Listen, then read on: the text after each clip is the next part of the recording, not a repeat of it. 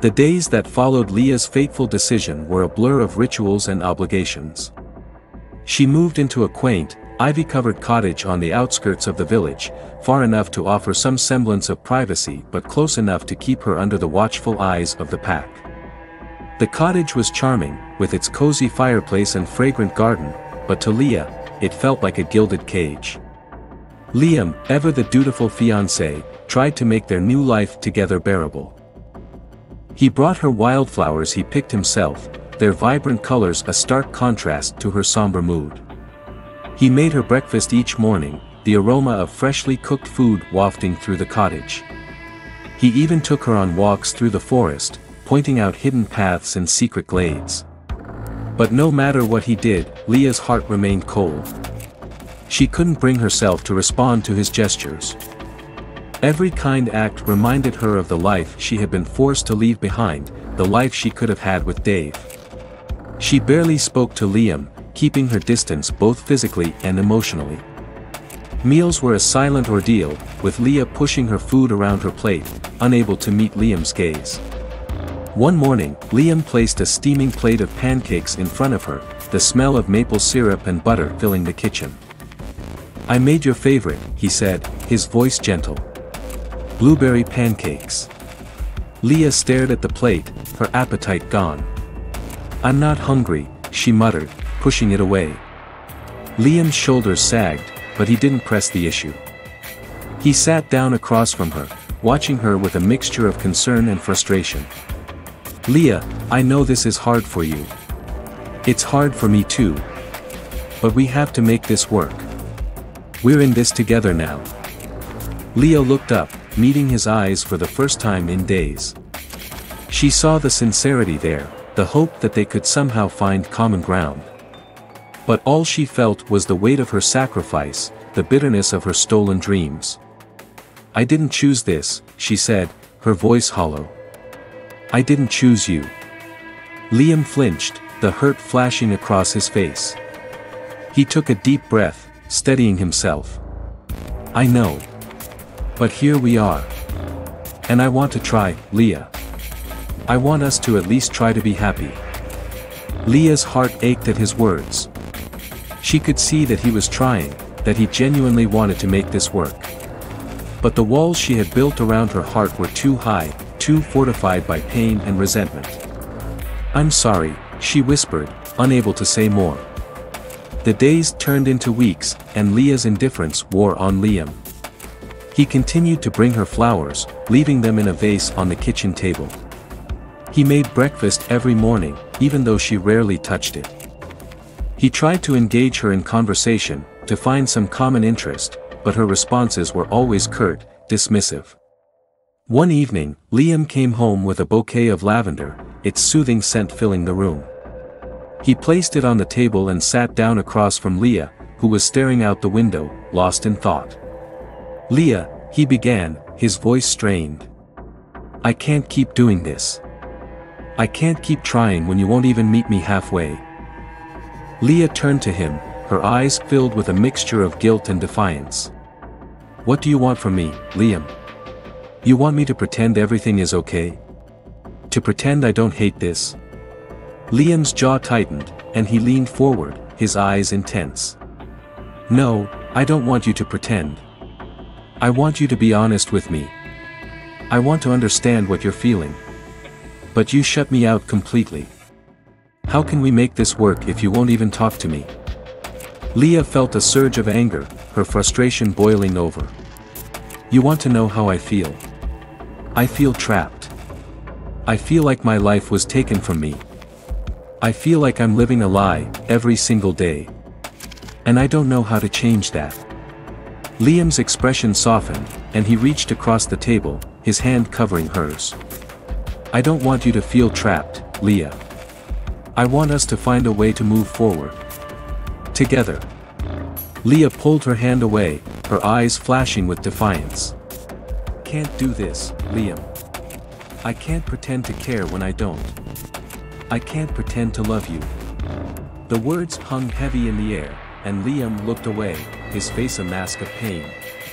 "I never wanted to force you into this," he said quietly. But we're here now. And I still believe we can find a way to make it work. Even if it's just a little bit at a time. Leah's anger began to ebb, replaced by a deep sadness. She wanted to believe him, to find a way to make this bearable. But the wounds were still too raw, the future too uncertain. "I'm sorry," she repeated, her voice barely a whisper. I need time." Liam nodded, his eyes filled with a weary resignation. "Take all the time you need, Leah. I'll be here, waiting." As he left the room, Leah's resolve wavered. She knew she couldn't keep living like this, locked in a battle of wills with no end in sight. She had to find a way to move forward, for both their sakes. But the path to healing was long and treacherous, and she didn't know if she had the strength to walk it. The atmosphere in the cottage grew increasingly tense. Liam's initial patience began to wear thin, his ego bruised by Leah's constant rebuffs. He was a proud man and a fierce wolf, not accustomed to rejection. His attempts to win her affection had been met with cold indifference, and now he felt a simmering anger alongside his hurt. Leah noticed the change. Liam's once gentle attempts at conversation became clipped, his efforts at small talk dwindling to nothing. He spent more time away from the cottage, diving into his work with renewed fervor. He was a successful businessman, wealthy and influential, and he used his work as an escape from the emotional turmoil at home. One evening, after yet another silent dinner, Liam finally spoke, his voice edged with frustration. "Leah, we can't keep living like this. It's clear you don't want to be here with me, and I'm tired of chasing someone who doesn't want to be caught." Leah looked up, startled. She had grown used to the tension but hadn't expected this confrontation. "Liam, I know," he interrupted, holding up a hand. "Let me finish. Before the initiation, you told me you had some feelings for me. You said you were confused between me and Dave. But now, it feels like you've made up your mind, and it's not in my favor." Leah's heart pounded. She remembered the confusion she had felt, torn between her affection for Liam and her love for Dave. But things had changed drastically since then. "Liam, it's not that simple," she began, but Liam's expression remained stern. "I know it's not simple," he said, his voice softening slightly. "But I'm not going to keep pretending everything's fine when it's not. You don't want me, and it's hurting both of us."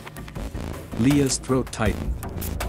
She had been so consumed by her own pain that she hadn't fully grasped how much she was hurting Liam. "I don't know what to say," she admitted, her voice trembling. Liam sighed and leaned back in his chair, rubbing his temples.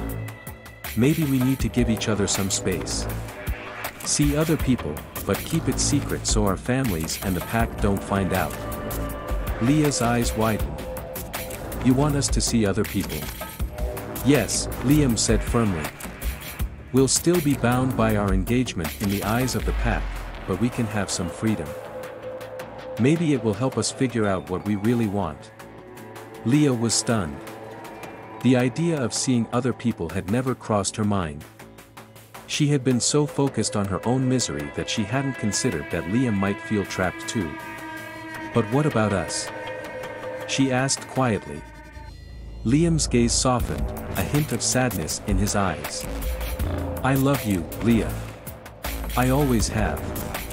But I can't keep doing this to myself. Maybe seeing other people will show you how many women would die to be with me. And maybe it will make you realize what you're missing."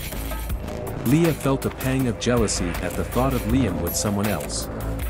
Despite her reluctance to be close to him, the idea of him moving on with another woman stung. "Do you really think that's what I need?" she asked, unsure. Liam shrugged. "I don't know. But I'm willing to try anything at this point. And maybe, just maybe, it will make you see me differently." The next few days passed in a haze. Liam threw himself into his work even more, staying out late and coming home smelling of expensive cologne and whiskey. Leah found herself missing his presence, despite the tension that had filled their home. She began to worry that he might be slipping away from her entirely. One night, Liam came home with a new sense of confidence. He looked at Leah with a mix of challenge and determination. "I've decided to take my own advice," he said, a slight smirk on his lips. "I've started seeing someone. Her name is Claire. She's beautiful, intelligent, and she's interested in me." Leah's heart sank. She hadn't expected him to move on so quickly. "Liam, don't worry," he interrupted. "It's just casual. But it's nice to feel wanted. Maybe you should do the same. Find someone who makes you feel alive again." Leah felt a rush of emotions, anger, jealousy, and a deep sense of loss.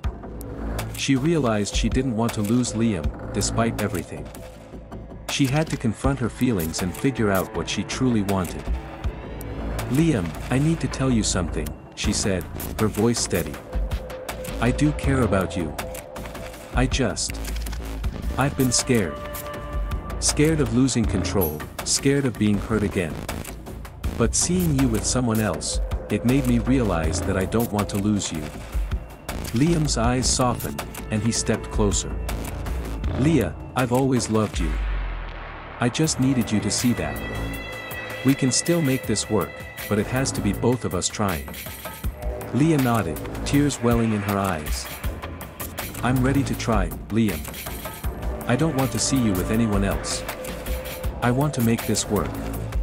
Liam pulled her into his arms, holding her tightly. For the first time in a long while, Leah felt a glimmer of hope. They had a long way to go, but maybe, just maybe, they could find their way back to each other.